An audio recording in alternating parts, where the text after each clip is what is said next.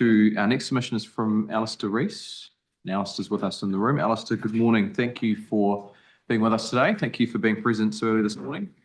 We have you for a 10-minute presentation to us, so I'll hand over to you to begin your submission. He honore ki te atua mangaronga ki te whenua, whakaro pai ke ngā tangata katoa.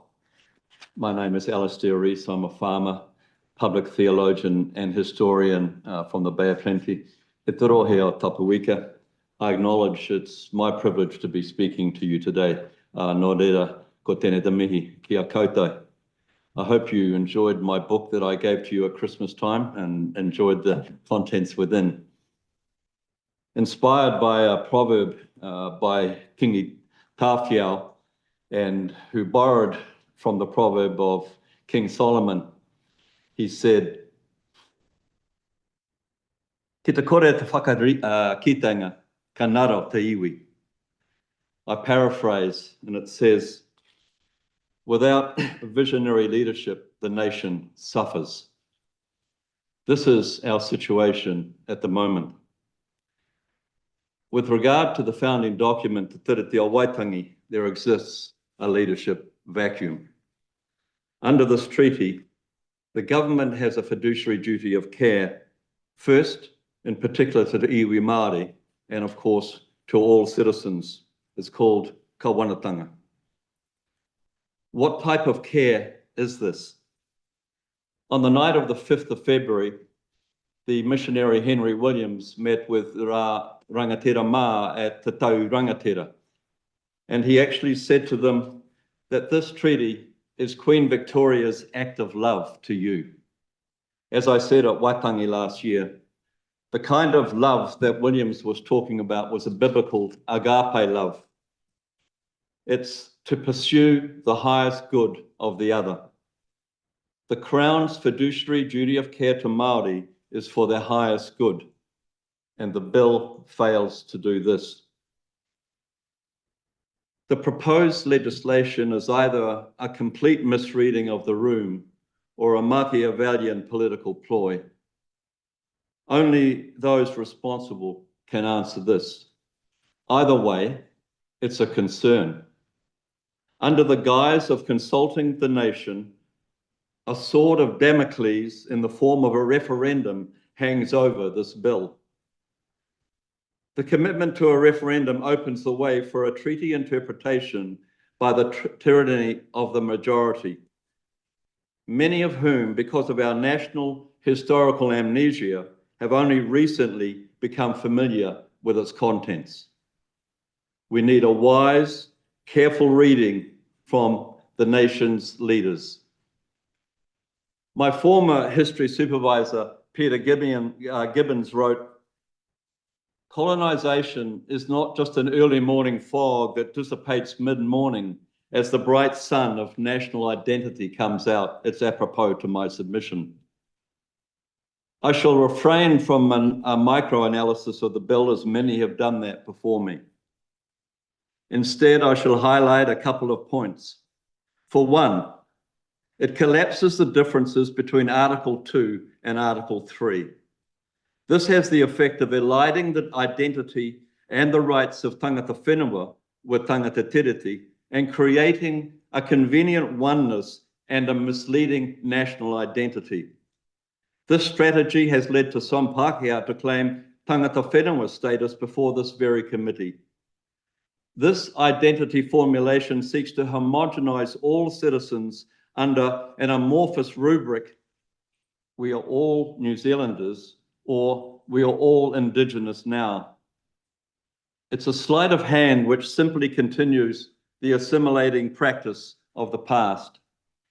I've addressed this issue in my PhD thesis, Reconciliation and the Quest for Pākehā Identity. However, it's through the lens of reconciliation that I shall use the rest of my time to look forward. The treaty has suffered neglect and betrayal over generations, and I only nominate a few examples. Ngā Pera Panikaria, who famously insisted, "The shadow of the land will go to the Queen, but the substance will remain with us." Within a year, he changed his mind and he said, "The substance of the land will go to the Queen." despite the assurances of Article 2. In 1877, Judge Prendergast called it a simple nullity. In the early 1900s, the original document was discovered, rat-eaten and water damaged in the basement of the government buildings in Wellington, symbolic of its place in our legislative priorities. Meanwhile, the land where the treaty was signed had been sold as a farm, including Busby's house, and that each had fallen into disrepair. Providentially, it was rescued by the then Governor-General, Lord Bledisloe, in 1932 when he purchased the property and he gifted it back to the nation. At the official gifting ceremony in 1934, he borrowed a te ao Māori metaphor for reconciliation, and he addressed the gathering and he said, "Let Waitangi be a tatau pounamu for us all." He then prayed, "O God, grant that the sacred compact here made in these waters might be faithfully and honourably kept for all times to come." In 1840, the treaty was a reconciliatory mechanism between Māori and the new settlers. Bledisloe understood this. And we need to ask now, how can Waitangi become a reconciliatory mechanism again? There are still many issues to be traversed. However, the foundational role of the treaty, which many see as a covenantal commitment, is settled. It is our foundational po of the nation. What is not settled is some of the detail. Compare relationship between Kawanatanga and Tino Rangatiratanga, the implications of the third article and the oral article, to name a few. But I should like to name and suggest two strands of reconciliatory action which could move us forward. Firstly, in order to address this, allow me to relate a biblical story. In about 1000 BC, the Israelites made a treaty with the tribe of Gibeon in the land of Canaan. About 400 years later, in the reign of David, there was a famine in the land. David inquired of God as to the reason, and God's answer was, "It's because you broke the treaty with the Gibeonites. Go and talk to them." The scriptures record that David sought out the Gibeonites and he asked them, "What must I do to be reconciled?" They listed their requirements and the drought lifted. Whatever one thinks of the historical veracity of this story, the principle is clear. Biblical wisdom proposes that it is not the offending party who sets the reconciliatory agenda, but the offended party. So what's the application of this wisdom? Firstly, instead of the government declaring the terms of reconciliation, you need to ask Māori the question, what must we do to be reconciled? And then listen. Secondly, we need to curate an in-depth wānanga inquiry such as a royal commission to find a consensus on the meaning and the application of te tiriti. In South Africa, they created the Truth and Reconciliation Commission. We need to use our political imagination. However, such an inquiry needs to be conducted in good faith without a Damocles sword hanging over it. So to conclude, returning to the Crown's duty of care, the nation has a deep need of healing over 185 years of Crown's malfeasance with regard to te tiriti. That should be your preoccupation, healing the wounds and not inflaming them. I close with the prophetic words of Bishop Vercoe at Waitangi in 1990.